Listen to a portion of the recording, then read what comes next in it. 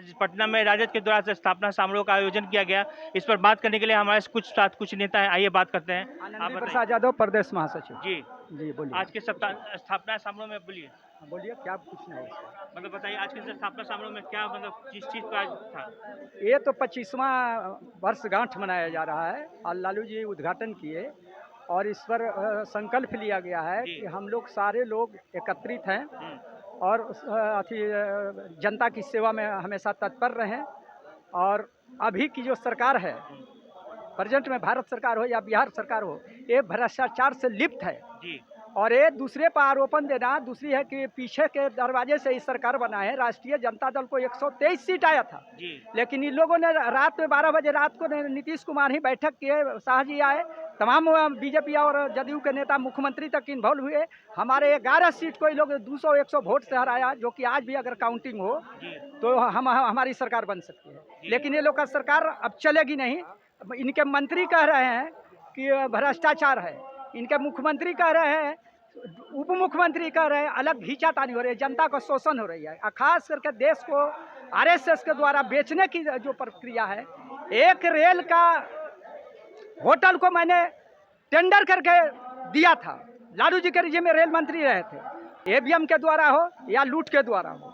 और तमाम जो दलित वर्ग है या बहुजन लोग है, ये लोग अभी सतर्क नहीं है। हो सकता है कि अब चुनाव हो ही नहीं, आज न कल गिरेगा और अपनी करनी से गिरेगा। हम लोग गिराने नहीं जा रहे हैं। लेकिन अभी तक सुनिए कि लोकतंत्र में 4 स्तंभ है, चारों स्तंभ को बीजेपी और जदयू मिल करके ये लोग कब्जा कर लिया।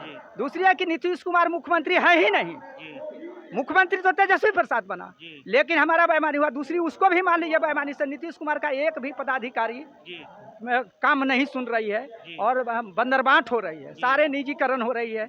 एक निजीकरण पर लालू यादव को बदनाम किया गया और सारे चीज को बेच दिया गया बनने देने के लिए।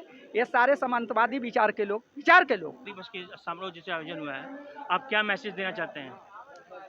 सबसे पहले मैं कहना चाहता हूं कि स्थापना दिवस पार्टी का जब हुआ था, उस समय महाभीषण संकट था। उस परिस्थिति में लालू जी अपने नेतृत्व में पार्टी को गठन किया था और गठन करने के पीछे इनकी मंशा थी कि गांधी और लोहिया के विचार और आदर्शों के साथ जेपी के हिम्मत और कर्पूरी की साहस जब जुटती है तो एक जन आंदोलन तैयार होता है। और उस जन आंदोलन के उपज होने के नाते इन्होंने तो उनके प्रेरणा से प्रेरित होकर उनके सपनों को पूरा करने के लिए जो नीचे वर्ग के लोग थे उसको ऊपर उठाने के लिए, जिसको रोटी कपड़ा और मकान नहीं था, भय भूख भ्रष्टाचार में जी रहा था, उस सारे लोगों को उत्थान के लिए इन्होंने इस पार्टी की स्थापना किया।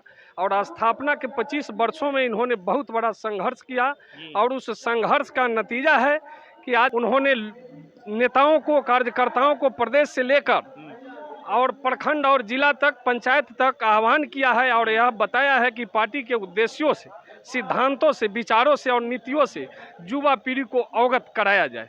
तो आज तक जिनको अधिकार नहीं मिला, हम लोग सबसे पहले जो आज लोगों की तन से कपड़ा गायब है, पैर से चप्पल गायब है, गरीबों के बेटी के हाथ पीला नहीं हो रहा है, गरीब के पिता और माता के मरने के बाद उनका श्राद्ध कर्म नहीं हो रहा है, ऐसा महंगाई हम लोगों ने कभी नहीं देखा है। सरकार यदि इस महंगाई पर कंट्रोल नहीं करता है तो हम राष्ट्रीय जनता दल के झंडा के तले सारे कर्जकर्ता और बिहार के पूरे नौजवान और पूरे छात्र के साथ मिलकर इस सरकार, मोदी सरकार और नीतीश सरकार को लगाम लगाने का काम करेंगे। आज में मुझे पूरा भरोसा है कि केंद्र में महागठबंधन और बिहार में तेजस्वी जी के नेतृत्व में महागठबंधन की सरकार बनेगी।